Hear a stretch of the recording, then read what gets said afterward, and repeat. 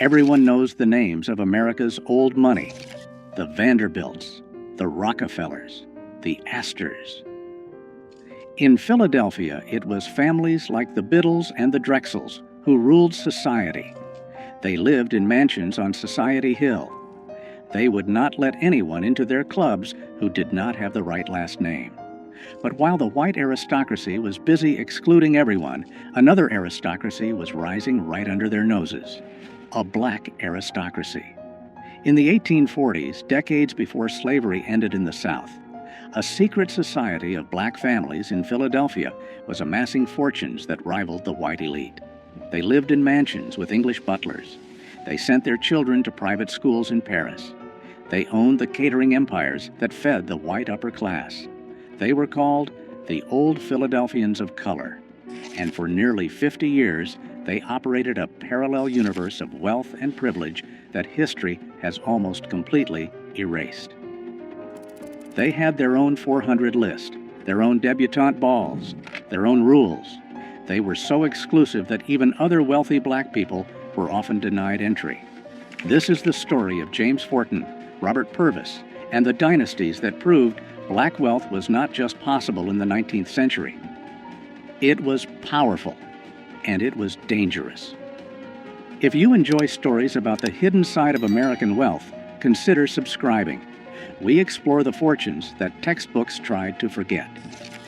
Let's begin with a sailmaker who became a king. It is 1798. Philadelphia is the capital of the United States. And a 32-year-old black man named James Forten is about to do something impossible. He is buying the sail loft where he used to work as an apprentice. Forten was not born enslaved. He was born free in Philadelphia.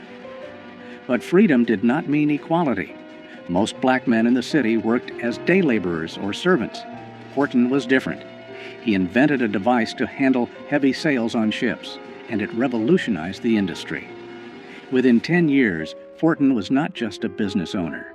He was one of the wealthiest men in Philadelphia, black or white. He employed 40 men, both black and white. His fortune was estimated at $100,000. In today's money, that is millions.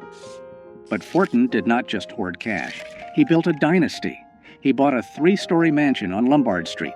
He filled it with mahogany furniture and fine art. He hired private tutors for his daughters because he refused to send them to segregated schools. The Forten home became the center of a world that was not supposed to exist. A world where black people discussed philosophy, played classical music, and planned the abolition of slavery over 7-course dinners. European diplomats visited him. White abolitionists sought his funding. He was the patriarch of Philadelphia's black elite. But to understand how deep this society went, we have to look beyond just one man.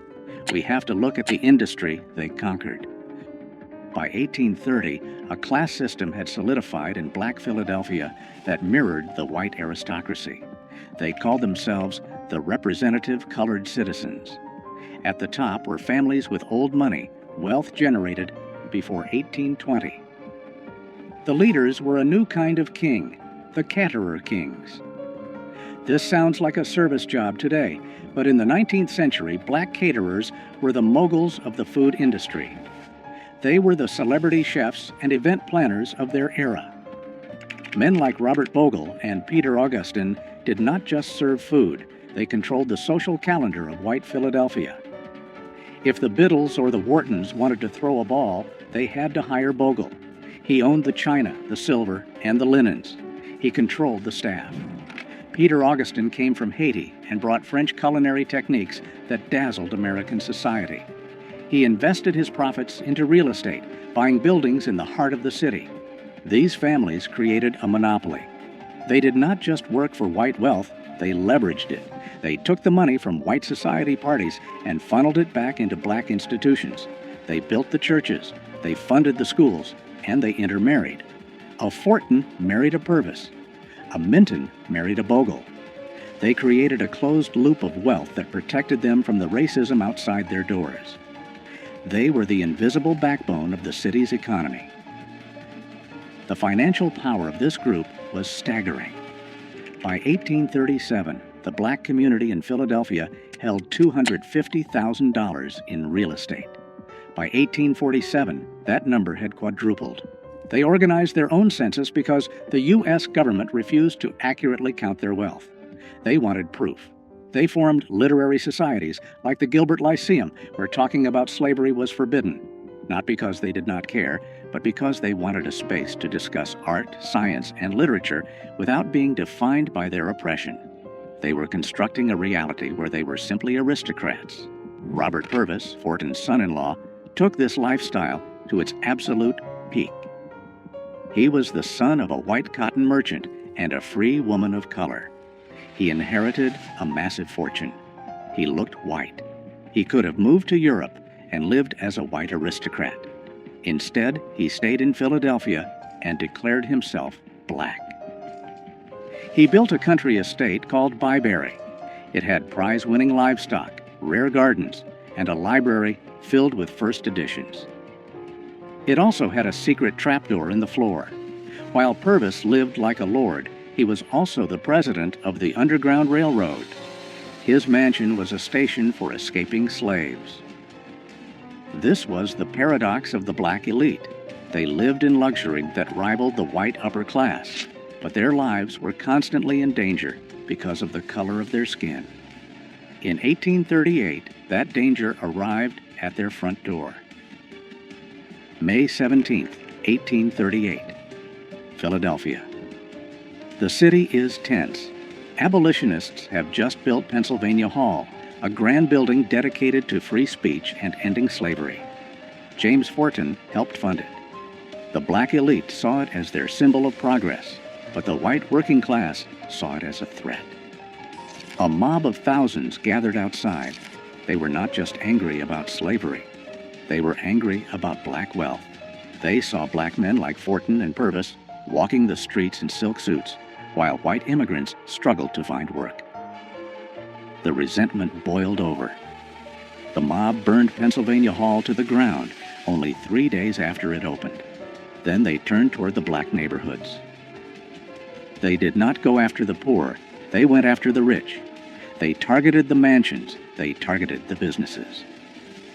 Robert Purvis sat in his estate at Byberry, watching the glow of the fires in the distance, armed with a shotgun, waiting for the mob to come for his family. They did not reach him that night, but the message was sent. Your money does not protect you. Your education does not protect you. To us, you are just targets. The riots of the 1830s and the 1840s changed the black elite. They did not lose their money, but they went underground. They became secretive. They stopped flashing their wealth in public. They retreated into private societies. This is when the secret society truly formed. They created exclusive clubs like the Banneker Institute and the Pythian Directory. These were not open to just anyone. You had to be nominated. You had to have money. You had to have good breeding. And yes, color played a role. The Old Philadelphians of color developed a reputation for being color-struck. They favored lighter-skinned members. They looked down on the formerly enslaved who were arriving from the South. They called them contrabands. It was a defense mechanism. They believed that if they maintained perfect manners, perfect dress, and perfect conduct, white society would eventually have to accept them. They were wrong, but they held on to this belief with a religious fervor. They refused to listen to jazz or blues. They listened to Bach and Beethoven. They did not eat soul food. They ate French cuisine. They were protecting a legacy that they felt was the only thing keeping them safe from the mob. There is another dark chapter to this story, the phenomenon of passing. Because many of these families were mixed race and light-skinned, they faced a tempting choice. They could leave Philadelphia. They could move to a new city where no one knew them. And they could become white. Historians estimate that thousands of wealthy black people from this era simply vanished from the records. They did not die. They crossed the color line. They married into white families. Their children grew up never knowing they had black ancestry. The Purvis family saw this tear them apart. Some nieces and nephews moved away and cut all ties. The wealth they had built as black entrepreneurs became white wealth in the next generation. This terrified the ones who stayed. They saw their community shrinking. Every time a son or daughter moved away to pass, the dynasty weakened. It was a slow, silent erasure. The families who remained, like the Mintons and the Warwicks, doubled down on their identity. They became even more insular. They clung to their history because they were the only ones left to remember it. By the 1900s, the world was changing again. The Old Philadelphians were facing a new threat, not white mobs, but a new kind of black wealth. The Great Migration brought thousands of black Southerners to Philadelphia. Some of them built fortunes in banking, insurance, and beauty products.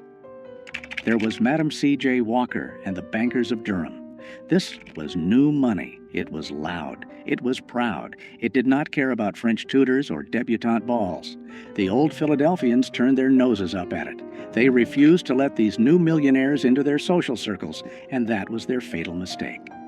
By closing their doors, the Old Philadelphians slowly strangled their own influence. They had the pedigree, but the new generation had the momentum. Slowly, the mansions on Lombard Street were sold.